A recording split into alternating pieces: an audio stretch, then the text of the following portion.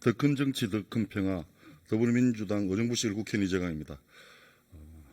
저는 김민기 국회 사무총장님께 질의하겠습니다. 네. 본위원이 지난 8일 예결위 전체의 2일차에서 김건희 여사와 윤석열 대통령 얼굴과 하단에 묵은 유죄, 유급 무죄라고 적힌 화면을 회의장 모니터에 공개했습니다. PPT 한번 보십시오. 바로 이 화면입니다. 처음에 한 번, 마지막에 한 번 모두 2번 회의장 내에 송출됐습니다. 그런데 이날 회의장 바깥에서 국회 방송으로 중계방송을 본 다수의 사람들이 2번이나 공개한 이 화면을 보지 못했다고 증언했습니다. 확인해보니 사실이었습니다. 송출을 담당한 PD로부터 본인 재량으로 화면을 송출하지 않았다는 답변을 확인했습니다. 그런데도 국회 방송국장과 과장은 의원실로 찾아와 당시 육안으로 PPT를 확인하기 힘들다. PPT를 보시죠와 같은 발언이 없었다는 등의 변명을 늘어놓으며 사건의 본질을 축소하고 넘어가려고 하고 있습니다. 이 사건 이후 저희 의원실이 국회 방송에 대해 다각도로 조사를 해봤습니다. 이 과정에서 국회 방송이 몇몇 특정 정치 성향을 가진 인물들, 이름을 댈 수도 있지만 공개하지 않겠습니다만은 장악해 정치 편향적으로 방송을 운영하고 있다는 정황을 확인하였습니다. 회의장에서 위원들이 제시한 자료화면을 선택적으로 송출하고 있으며 녹화방송 편집 시에는 특정 정당이 유리하거나 불리하도록 삭제 등의 편집이 지속적으로 이루어지고 있었습니다. 사무총리 국회법 제149조 국회 방송에 관한 규정이 있습니다. 국회는 위원회, 의원 입법활동 등을 방송하는 채널을 가질 수 있고 방송은 공정하고 객관적이게 하며 정치적, 상업적 목적으로 사용돼서는 안 된다고 명시하고 있습니다. 이번 사건은 국회 방송이 국가공무원으로서 정치적 중립의 의무를 위반할 뿐만 아니라 국회법을 무시하는 중대한 위법 행위입니다. 이에 대한 철저한 진상규명조사와 책임자 문책이 있어야 할 것입니다. 그런데 국회 방송의 문제는 정치 편향성 문제뿐만 아닙니다. 이번 사건을 취재하다 보니 방송 송출과 관련된 핵심 인물이 고용 안정을 이유로 금전을 갈취당한 프리랜서 및 공무직 직원들에게 수백에서 수천만 원대 금전을 갈취당하고도 대부분 돌려받지 못하고 있었습니다. 이 팀장은 여권 성향의 전직 다선 국회의원의 친조카로 국회 방송 내 실세로 힘없는 비정규직 직원들에게 권력을 행사하였으며 그 피해액은 눈덩이처럼 불어나 억대 규모에 이릅니다. 그런데도 저희가 그동안 자료를 찾아보니 2017년 고작 정직 1개월의 징계를만 받았습니다. 동일한 사안입니다. 죄를 따진다면 공갈죄, 사기죄, 횡령죄, 배임죄로 물을 수 있는 중범죄들입니다. 문제는 비정규직 대상 금전을 갈취한 상급자는 이 팀장만 있는 게 아닙니다. 전 국회의장, 부의장 측근들로부터 피해를 입은 것으로 확인되었습니다. 사무총장님은 국회 방송이 정치 편향적으로 운영될 뿐만 아니라 노동약자들을 협박하며 고용 안정을 빌미로 금전을 갈취한 사실이 있습니다. 이는 국영방송의 신뢰를 무너뜨리고 국민을 기반하는 중대한 범죄입니다. 조직을 좌지우지하고 있는 핵심인 인사, 감사부서까지 이들의 영향력이 미치고 있음을 의심하게 하는 정황도 있습니다. 인사과에 징계 자료를 요구했더니 한 번에 안 하는 이유는 뭡니까? 이름도 땡땡땡이라고 적고 혹시 이 사람 감사하는 것 아닙니까? 자료를 받았는데 사람 이름을 밝히지 않고 있습니다. 결코 그냥 넘어갈 문제가 아닙니다. 사무총장님은 정치 편향, 비리 온상인 국회 방송을 하루속히 정상화시키고 국회 방송의 사명과 공정성을 훼손한 책임을 공정성 투명을 확보해야 할 책임이 있습니다. 국회 방송의 공익성과 사명을 훼손하고 내부 비리를 방치해 피해자를 양산한 책임을 물어 방송국장은 즉각 사퇴해야 합니다. 아울러 사무총장님은 기존의 조사와 징계가 적절했는지에 대해서도 관련자들을 재조사하고 지금까지 피해 입은 직원들의 신고를 적극 지원하고 철저한 진상조사와 책임자 문책하여 내부비를 전면 척결해야 할 것입니다. 이를 위해 사무총장이 산하 국회방송 혁신을 이끌 직속 TF를 설치하여 전면적인 혁신을 추진해 줄 것을 요구합니다. 국민권익위원장 계십니까? 예. 국회 방송 내 비정규직 근로자들이 상급자로부터 금전을 갈취당했음에도 불구하고 내부의 불이익이 두려워 지금까지 정당한 요구도 하지 못하고 있습니다. 공익신고자 보호법에 따라 이들을 공익제보자를 보호하여서 내부의 불이익 조치로서 보호할 수 있겠습니까? 예, 확인해 주시겠습니까? 예, 신고가 들어오면 저희들 검토하겠습니다. 예. 그렇다면 이 사건 관련해서 국민권익위원장께서 공익 제보자 보호를 적극적으로 추진해 주시기 바랍니다. 국회는 국민을 대표하는 기관입니다. 그러나 지금 국회 방송은 공정성과 도덕성을 스스로 짓밟고 범법 행위를 방치하는 치욕적인 상황에 처해 있습니다. 더불어민주당 국회 방송 내 특정 정치 세력의 비정규직 금전 갈취와 정치 편향이라는 부패 고리를 반드시 끌어내고 국회 방송 혁신을 위한 행동에 단호하게 나설 것입니다. 국회 방송 내 비리 사건을 접수받고 필요하면 경찰 및 검찰 등을 통해 적법한 조치가 이루어질 수 있도록 추진하겠습니다. 예. 다음 우리 이상민 장관님께 질의하겠습니다. 행안부 장관 계시죠? 예, 행정안전부 재난안전관리본부장 예. 대참했습니다. 장관님, 경기 북부 지역은 그동안 국가 안보를 위해 수십 년간 주한미군의 토지를 공유해왔고 이로 인해 그 주변 지역은 매우 낙후되어서 경제, 문화, 주민 복리 모든 분야에서 상당한 피해를 받아왔습니다. 장기간 미군이 주둔했던 지역은 지방자치단체 입장에서는 각종 비용과 재정 손실이 발생합니다. 지역의 경제활동이 제한되기 때문에 지역 발전은 더디고 토지의 재산 가치 하락과 지방세 비과세로 지방세수가 감소하기 때문입니다. 게다가 각종 환경오염의 소음 피해로 주민의 삶의 질은 떨어질 수밖에 없습니다. 이런 미공여 지역을 지원하기 위해서 특별법까지 제정되었지만 이것은 직접적인 지원이 아니라 개발 사업에 보조금을 주거나 일부 규제 완화를 통한 간접적인 지원입니다. 사실상 미군 기지 공여에 대한 지자체의 지방세 기회 손실 비용이나 보증 방법은 거의 없다고 봐도 무방합니다.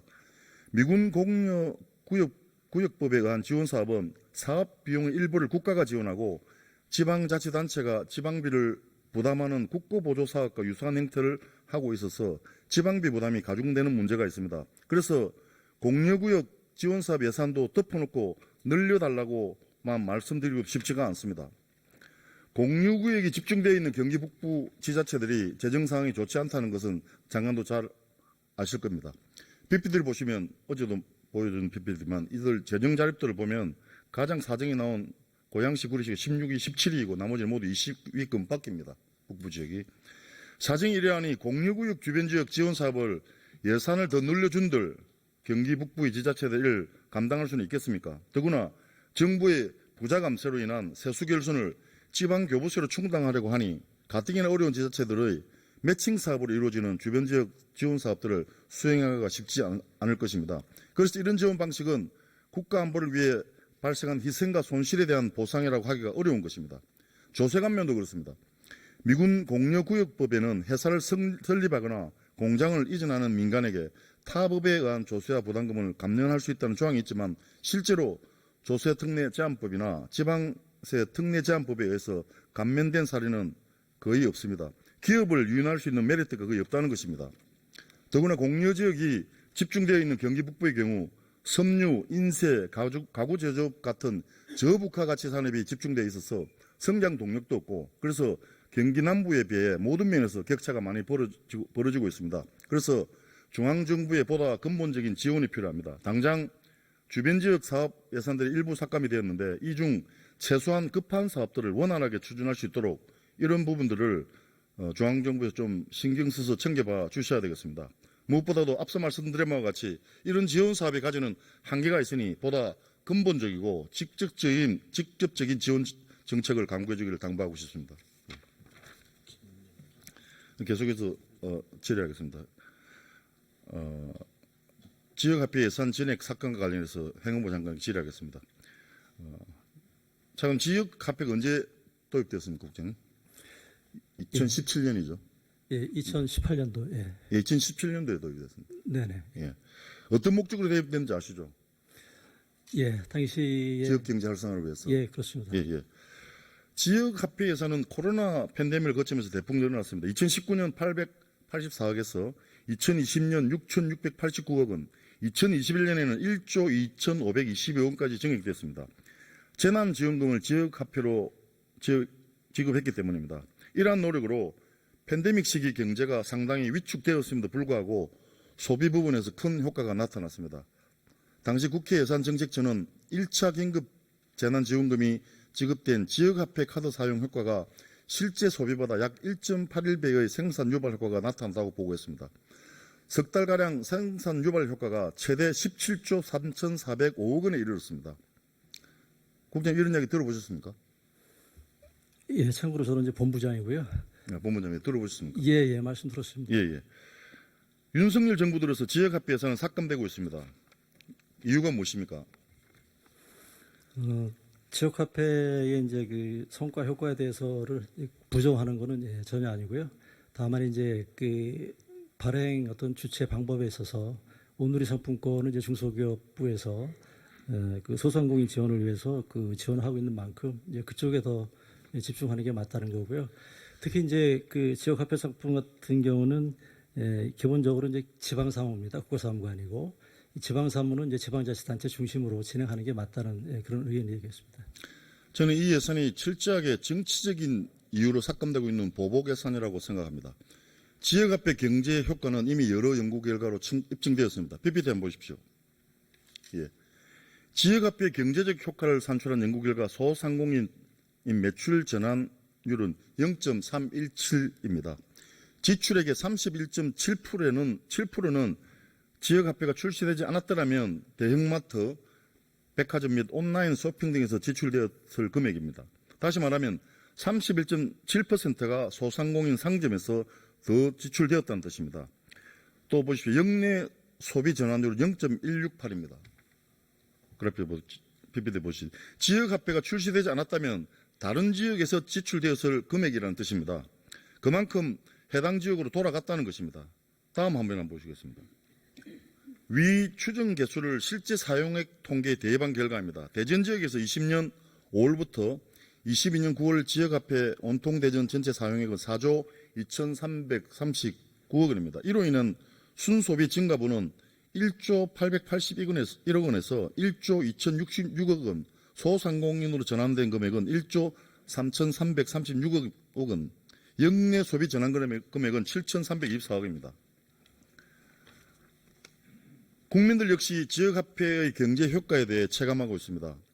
소상공인 매출 증가에 대해 효과를 느끼고 있다는 응답이 80%가 넘었습니다. 소상공인 고용 증가 효과는 63.1%, 지역경제 활성화 효과는 67.8%입니다. 예, 급히 보듯이. 지역화폐는 지역경제 활성화와 소상공인 매출 증가에 효과가 있는 것으로 나타났습니다. 그리고 지역화폐의 규모가 크면 클수록 더 많은 효과를 나타내고 있습니다. 지역화폐는 지역 자금의 외부 유출을 막고 지역 내에서 자금을 순환시킴으로써 실질적으로 지역 경제를 활성화시키는 기능을 하고 있다고 생각합니다. 동의하지 않습니까, 본부장님? 예, 일정 부분 효과가 있다는 것에 대해서는 예, 같은 생각이고요. 다만 분석 주체에 따라서 좀 그 어떤 효과의 정도가 좀 차이가 있다는 말씀 더불어 드리고요. 또 이제 그 지역 간 부익부 비익빈의 문제, 또 부정유통 문제 이런 점도 같이 좀 감안하는 게 맞다는 생각입니다. 한번 들어보십시오. 승수 효과라는 말 들어보셨죠? 일정 금액이 투입되었을 때 그 이상의 경제적 효과를 창출하는 현상입니다. 자금이 지역 내에서 지속적으로 순환하면서 매출 증가, 고용 창출, 소비 유도를 통해서 경제 선순환을 일으키는 구조입니다. 경제를 살리려면 순환 구조를 만들어내는 게 중요한데 지역화폐는 자본을 돌게 하며 공록 경제와 지역 경제를 살리는 승수 효과를 발생시키는 좋은 수단입니다. 다시 한번 묻겠습니다. 동일한 답변을 계속하고 계시는데 이러한 경제 효과는 더 다무시하고 지역화폐 예산을 전액 삭감한 이유는 무엇입니까? 아까 말씀한 그대로 답변하시겠죠. 실제로 지역 소상공인 자영업자들의 겪는 위기의 본질은 가계 실질 소득이 기조적으로 감소하는 소득 충격에 빠졌기 때문입니다. 특효 처방인 지역화폐 지원금을 정부가 지원하지 않는 것은 정치적인 이유 아닌가 싶습니다. 민주당이 당론으로 추진하고 있는 전국민 25만 원 지원법을 그저 현금 살포성 포퓰리즘이라고 몰아세우고 경기 활성화나 경제 효과에 대한 대책은 뒤처는 것 아닙니까?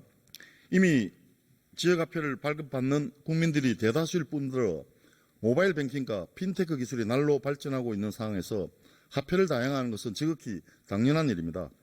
중앙정부에 의존하는 독점적인 지위의 온누리 상품권으로는 지역경제를 살리기 어렵습니다. 중앙정부가 긴축 재정을 이유로 지방교부세를 삭감하고 지역경제 활성화의 효과적인 수단인 지역화폐 예산까지 전액 삭감한 것은 지역 경제가 무너지든 말든 책임지지 않겠다는 뜻 아닙니까? 매우 부적절하고 무책임한 판단으로 생각합니다. 장관님께서는 소상공인과 지역 경제 전반에 미칠 중장기적 영향을 면밀히 검토해서 2025년 예산 안에서 지역화폐 예산을 전면 재검토할 것을 요구합니다. 네, 다음은 우리 김영호 장관 네. 질의하겠습니다. 2025년 통일부 예산이 2,293억 원 중 사업비는 1,676억 원입니다. 그렇죠? 네. 예. 이 중 통일부가 탈북민 정착 지원, 북한 인권 개선에 집중하겠다고 했고 또 그 예산이 증액되었습니다.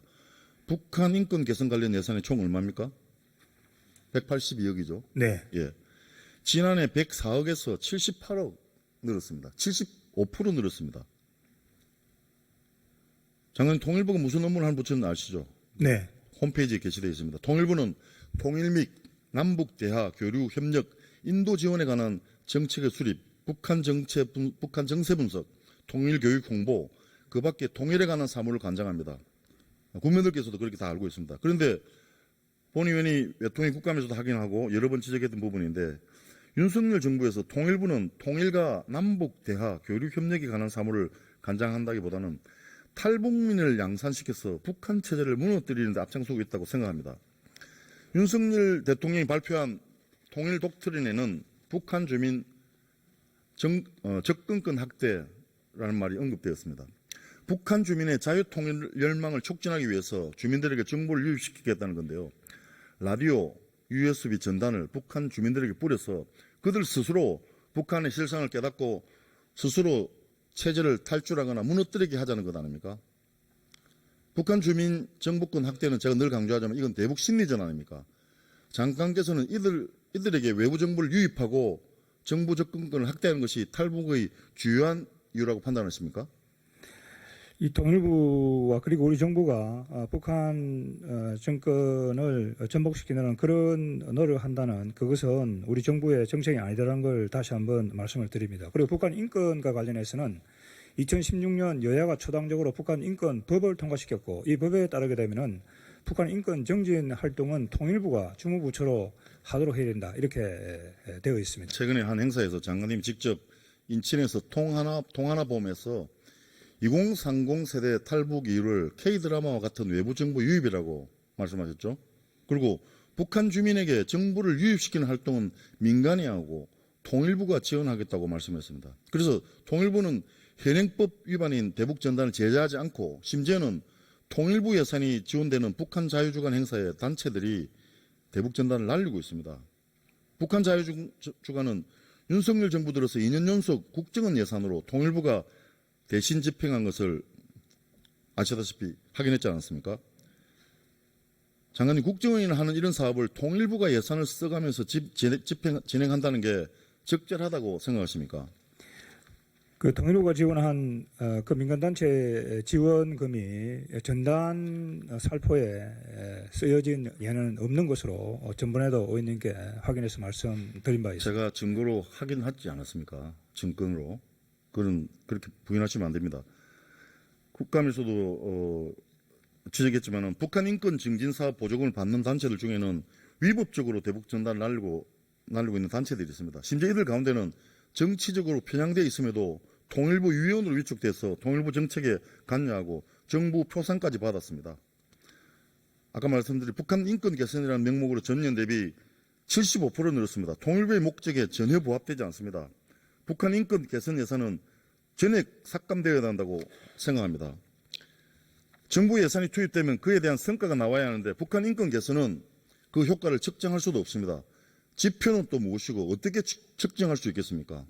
예를 들면은 대북전단 단체 예산을 지원한 북한 인권 정진활동 지원 사업은 시민사회 활동 지원 및 북한 인권 인식 개선 조사이고 북한 인권 개선 정책 예산은 일반 국민들의 북한 인식 개선 조사입니다. 통일부가 제시한 지표는 전혀 타당하지 않습니다.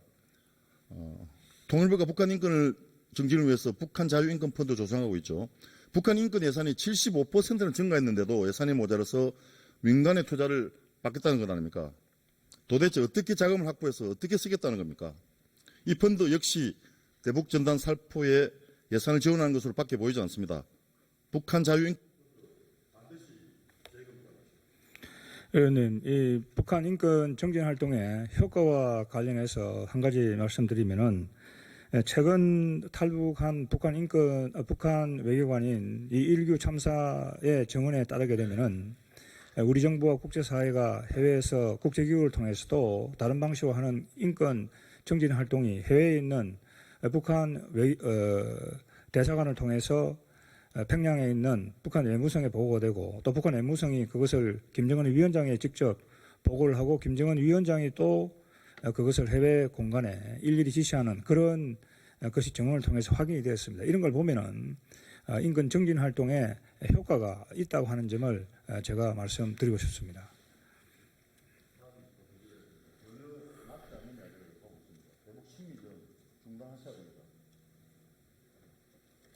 네, 이재강 의원님 수고하셨습니다.